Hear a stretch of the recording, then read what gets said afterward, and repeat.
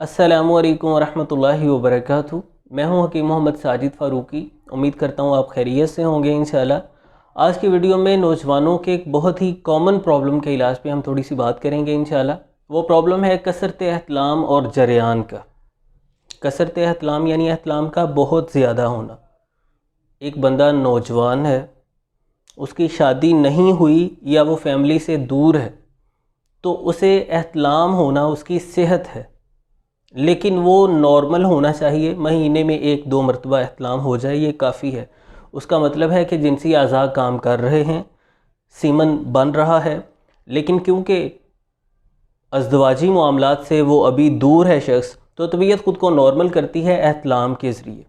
ख्वाब में इंसान को किसी चीज़ का तसव्वुर होता है, उसकी ख्वाहिश, उसके जज्बात तकमील को पहुँचते हैं और मादा मनविया का इखराज हो जाता है। इसमें उसकी सेहत है।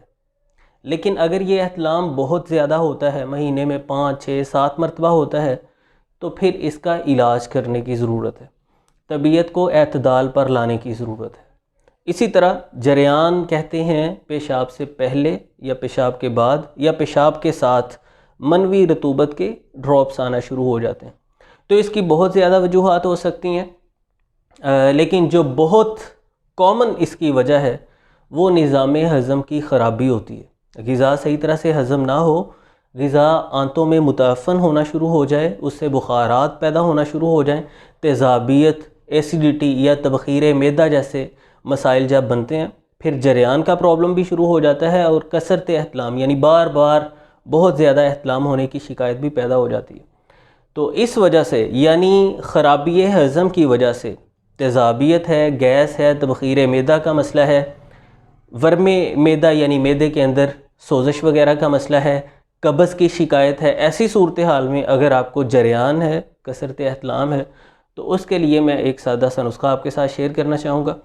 आपको चाहिए 20 ग्राम मूसली सफ़ेद, 20 ग्राम कूज़ा मिस्री, 10 ग्राम इलायची खुर्द, छोटी इलायची।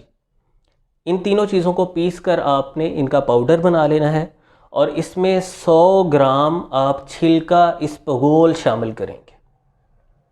इनको अच्छे से मिक्स कर लें, आपकी दवा तैयार है। सुबह दोपहर शाम 3 टाइम खाने से पहले सादा ताज़ा पानी के साथ आप इसका छोटा आधा चम्मच खाएंगे। सिर्फ छोटा आधा चम्मच आपको 3 टाइम खाने से पहले इसका खा लेना है। इंशाल्लाह इससे वेस्ट मटेरियल भी बदन से निकलेगा, फुजलात बदन से खारिज होंगे, निज़ाम हज़म आपका बेहतर होगा, कब्ज़ वगैरह की शिकायत भी इससे दूर हो जाएगी, मुनासिब सी सीमन के अंदर थिकनेस पैदा होगी। वैसे अमूमन लोग जो गलती करते हैं कि बेतहाशा मुगल्लस दवाएं खाना शुरू कर देते हैं, उससे कब्ज़ भी बन जाती है और एहतलाम का मसला भी ठीक होने की बजाय बिगड़ जाता है, ज़्यादा होना शुरू हो जाता है।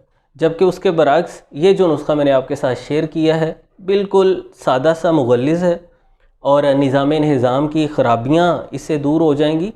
तबीयत को तस्कीन भी ये देगा, यानी जो बढ़ी हुई हसासियत है, बढ़ी हुई हिस्स है, उसे भी ये कंट्रोल करेगा। आपकी तबीयत बेहतर हो जाएगी। साथ कोशिश करें ज़्यादा फ्रूट और ज़्यादा सलाद का इस्तेमाल करें। बाज़ार की अशिया, तेज़ मिर्च मसाला वाले खाने, फ़ास्ट फूड्स, कोल्ड ड्रिंक्स वगैरह इन चीज़ों से अवॉइड करें। इंशाल्लाह तबीयत आपकी बेहतर हो जाएगी। दुआओं में याद रखिएगा। वीडियो अच्छी लगी है तो लाइक कीजिए, कमेंट सेक्शन में अपनी राय का इज़हार कीजिए। मिलते हैं इंशाल्लाह नेक्स्ट वीडियो में। अल्लाह हाफ़िज़।